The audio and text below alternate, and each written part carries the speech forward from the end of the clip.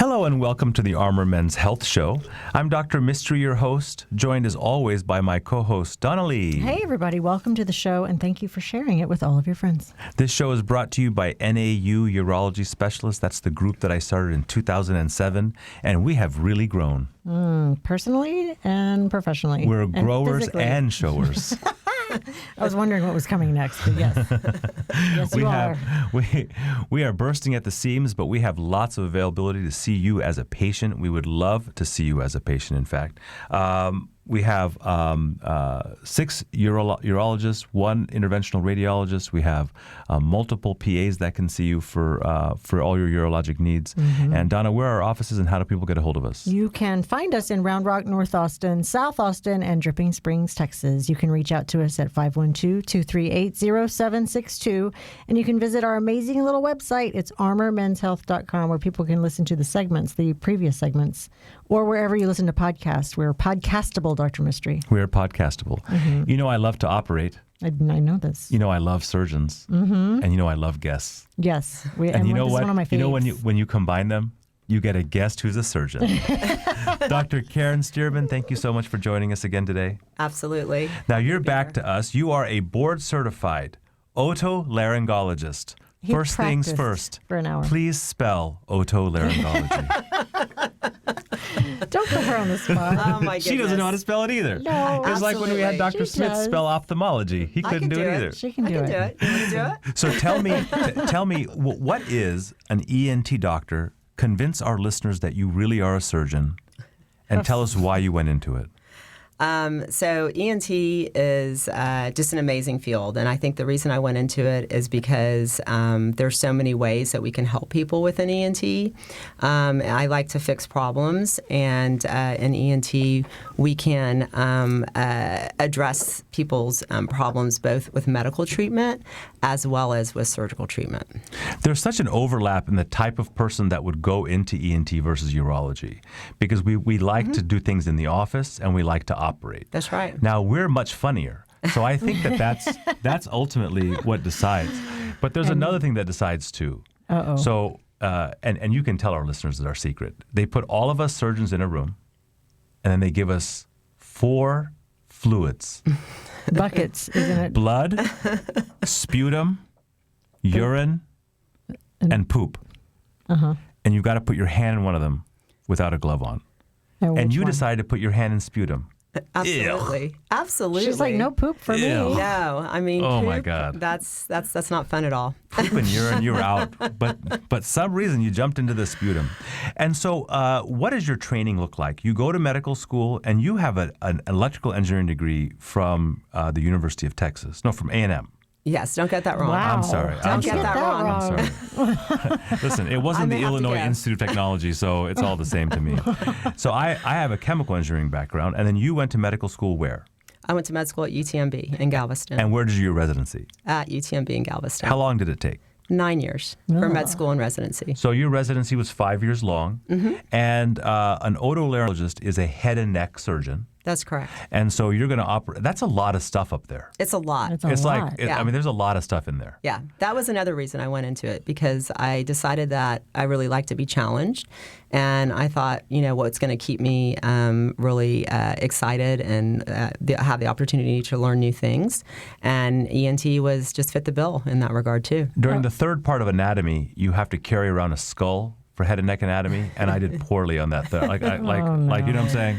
Yeah. Like if it wasn't the penis, then I was like, I don't know what this thing is. The pelvis is probably a little bit more, straightforward. That's right. I need to interject that I sent my husband to see Dr. Stierman, 5-10 years ago. And to this day, he tells people that you diagnosed him with an extra large uvula. Yes. And he'll tell everybody his uvula is giant. He keeps showing it to me, too. Yeah. It's gross. Not his penis so much, but gross. his uvula is really big. They're inversely proportional. He's very proud. He wanted me to bring that up today with you, so thank you. So there's a lot packed in. There's a lot packed into this one structure of our body that interacts a lot with air. Yes. A lot with food. Yes. A lot with external allergens. Most of our senses are right there, so it's very important to us to deal with it. Now, in urology, we diagnose a lot of patients with obstructive sleep apnea. Yes. And I believe that a lot of urologic inflammatory conditions are, in fact, allergic. And so what I find, and this is not like things that are generally conventional wisdom in our field, but those people that have inflammatory conditions such as bad allergies or rashes oftentimes suffer from infertility and poor sperm motility. And I think that is a common theme. So when we diagnose obstructive sleep apnea, we use tools to help kind of overcome it. But there are things that you guys do to fix it, right? Right. Absolutely. Why don't you talk to me a little bit about nasal stuffiness and kind of sinus congestion and what you guys do to evaluate it, what symptoms it causes, and how you treat it? Absolutely. So, with patients who come in, first of all, just to speak to the piece about sleep apnea, we always start with the nose because that's the beginning of your airway. And so when we're thinking about what's obstructing you, we're looking at the nasal passageway first. So in that regard, we'll usually do a regular exam of the nasal passageway. And oftentimes we do something called a nasal endoscopy, which is a way that we can look with an endoscope, which is kind of like almost like a handheld microscope. And you can go deeper into the nasal cavity and you can see things like a deviation of the septum. Do you do it right there in the office? Right there in the office. Okay. Absolutely.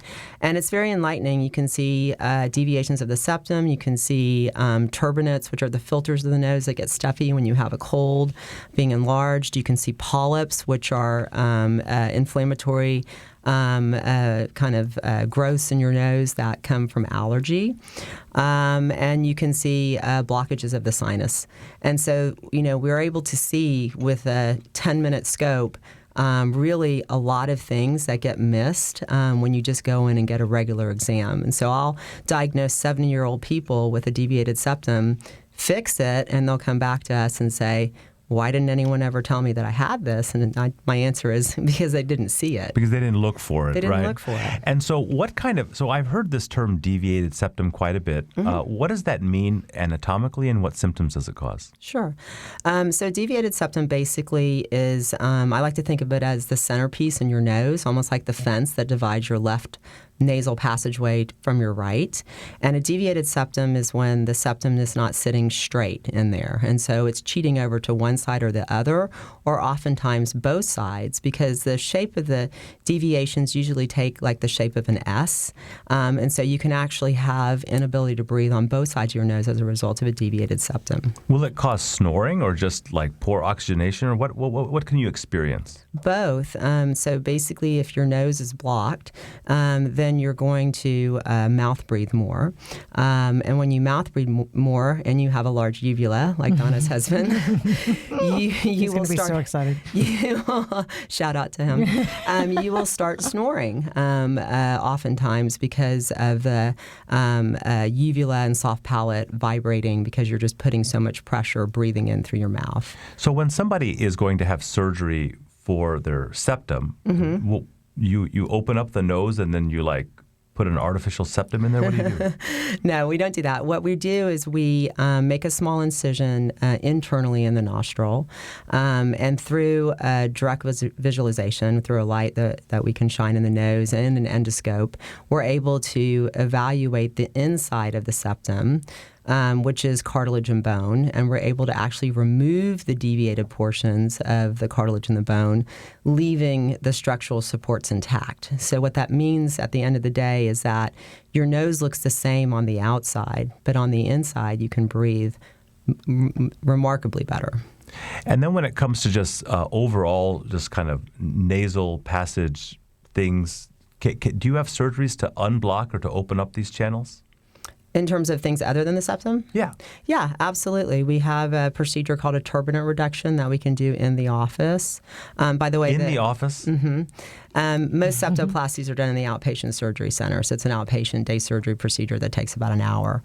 But some people, let's say you have a straight septum, but it's your turbinates that are blocking you. And these, again, are the filters of the nose that sit kind of on the sides of the nose, and it's what makes you really stuffy when you have a cold. So we can take that turbinate and we can make it smaller in the office through something called a turbinate reduction. Really? Like you actually cut it down? There's actually a little device that we use that delivers radio frequency energy that shrinks it. Well, that's neat. Mm-hmm. What about sticking balloons in there? Who's supposed to get a balloon stuck up in there? I like balloons, not for the septum, not for the turbinates. I think they work best in the sinus openings to dilate the opening to the sinus in a very minimally invasive way. So the balloon technology allows you to dilate both the bony opening by creating microfractures in the bone of the sinus opening and the lining at the same time without cutting. So this is an amazing technological advancement in ENT and really allowed us to start doing more things in the office. So we can do balloon sinuplasty also in the office. Well, that's amazing. Well, thank you so much for joining us, Dr. Stierman. How do people get a hold of you and make an appointment with you? Well, they can just give us a call at the office. Our number is 512-328-7722. And what is your website? Our website is ENT and Allergy, and you can just Google my last name, Dr. Karen Stierman, and we should pop up. Donna, how do they get a hold of us? You can call us at 512-238-0762 or visit our website, armormenshealth.com, and check out our podcasts wherever you listen to free podcasts.